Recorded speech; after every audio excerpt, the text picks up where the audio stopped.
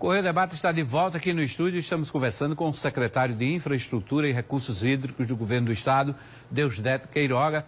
A gente retoma essa conversa, secretário, já que a gente estava falando em chuvas no bloco anterior. Como é que está aí, como é que estão as obras das adutoras da Paraíba, as principais adutoras que estavam em andamento, essas obras? Pois é, nós temos, eu estava conversando agora há pouco lá com seus colegas, né, Vitor Paiva e o Lázaro Farias, sobre a adutora Transparaíba, né? Inclusive o nome dela era adutora Transparaíba e aí a gente mudou o projeto, era uma captação única e agora são, na verdade, duas adutoras. Uma adutora do Curimataú, que está em execução, está em obras, a Cagepa está executando essa obra, uma adutora da ordem de 400 milhões de reais. Ela faz uma captação na barragem de Buqueirão, na barragem de Epitácio Pessoa, e leva água para atender a toda a região do Curimataú paraibano. Região que tem um déficit hídrico muito alto, assim como a região do Cariri. Inclusive atendendo aquela região de Picuí, Nova Floresta, Cuité, toda aquela região. E, inclusive, um ramal dessa adutora vai atender as cidades de Araruna, Cacimba de Dentro, aliviando exatamente aquela situação do brejo que tinha dificuldade de água, como eu coloquei no bloco anterior. A outra adutora é a adutora do Cariri. Essa é uma captação na barragem de Poções, que fica lá em Monteiro, e vai atender o Cariri paraibano, que também é, eu diria, a principal região em termos de déficit hídrico, né, do estado. Região que chove aí, em média 300 milímetros em algumas cidades. Felizmente, esse ano passado choveu um pouco melhor. Então, essa adutora está com o processo de licitação em curso. Houve na semana passada, pela Comissão Especial de Licitação, a abertura das propostas de preço. Uma empresa apresentou um preço aí da ordem de 400 milhões de reais. E essa é uma adutora que está sendo financiada com recursos do Banco Mundial. Então, são as duas grandes adutoras.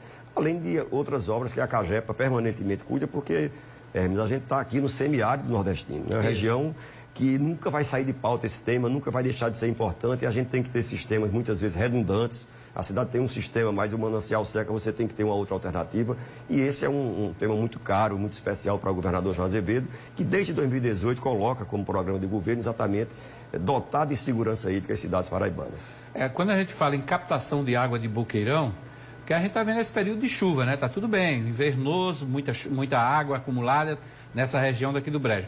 Mas tem uma hora que a gente passa por um período, principalmente, estão anunciando aí a volta do El Niño, né? Já é um período complicado, de maior estiagem. E a gente tem a transposição do São Francisco. Esse é o diferencial. Esse é o diferencial, né? Mas tanto a barragem de Poções quanto a barragem de Buqueirão, elas vão receber água do São Francisco. Já estão recebendo, na verdade, já estão recebendo água do São Francisco. Então, a gente tem garantia, mesmo que tenha períodos de estiagem, você vai ter a garantia da água do São Francisco para dar suporte ao atendimento da população. Mas desde que esse projeto da transposição ele foi concebido, os governos estaduais já sabiam que haveria uma cobrança para o fornecimento dessa água, pelo projeto de São Francisco. Já foi definida essa cobrança para o estado da Paraíba? Não, ainda não. A gente está aí em curso. É possível que agora, no segundo semestre, a gente tenha um prazo para fechar exatamente essa discussão. Não é algo, assim, que nos preocupe, pelo menos assim, a curto prazo.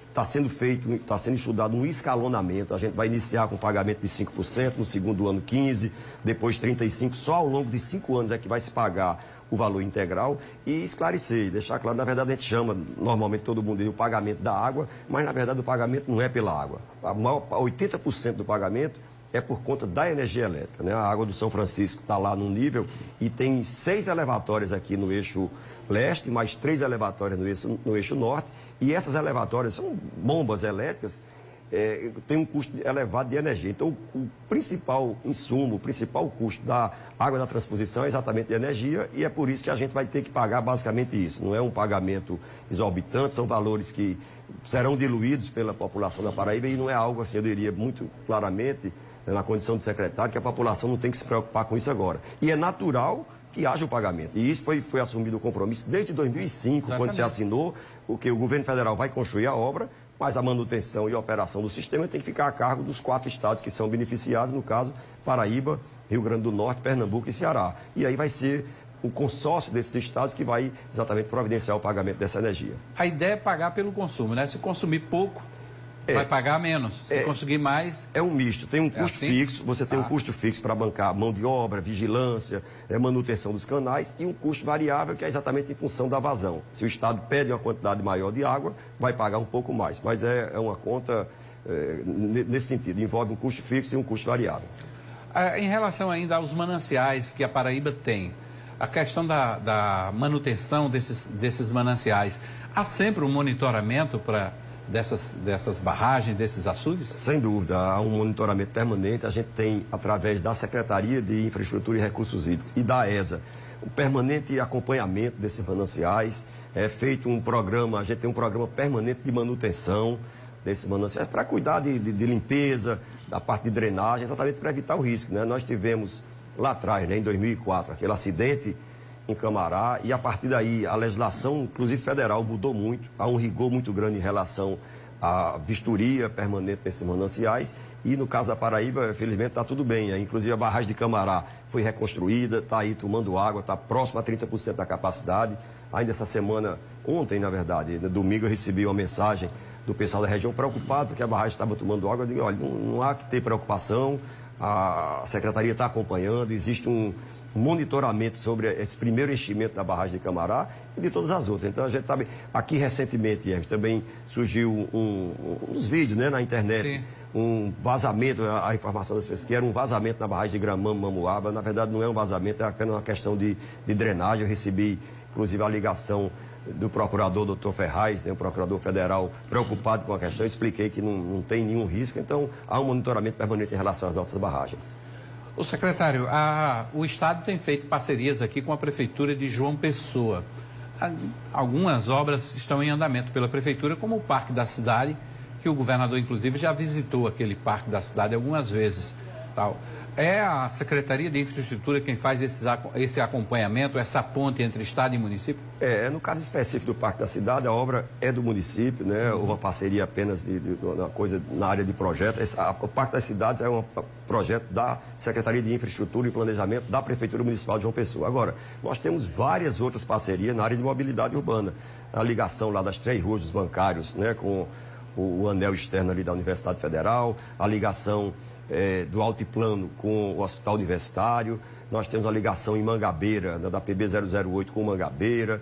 Nós estamos agora iniciando aquela obra da BR 230 ali em Água Fria, em frente ao passo da Prefeitura Municipal, né, a sede da Prefeitura, que interliga o bairro de Água Fria ao bairro do Cristo, ali na Ranieri Mazila. Então, são várias obras na área de mobilidade, porque a gente sabe que esse é um problema hoje da nossa grande João Pessoa. A cidade cresceu muito, tem crescido muito.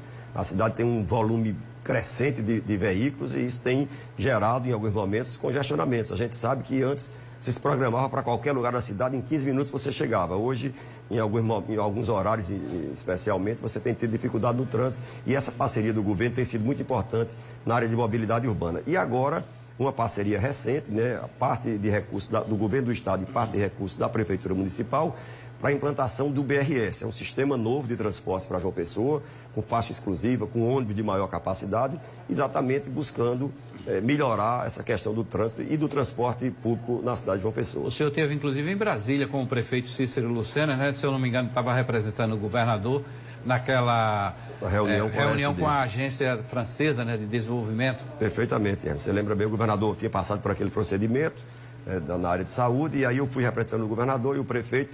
A tentativa naquela reunião é exatamente de buscar antecipar um pouco o prazo para início das obras. Então, foi autorizado pela FD que a gente possa iniciar o processo licitatório ainda esse ano, e a expectativa de que no primeiro semestre do próximo ano a gente já possa iniciar alguma obra dos corredores ou de algum terminal de integração para esse sistema de transporte bem mais moderno para João Pessoa.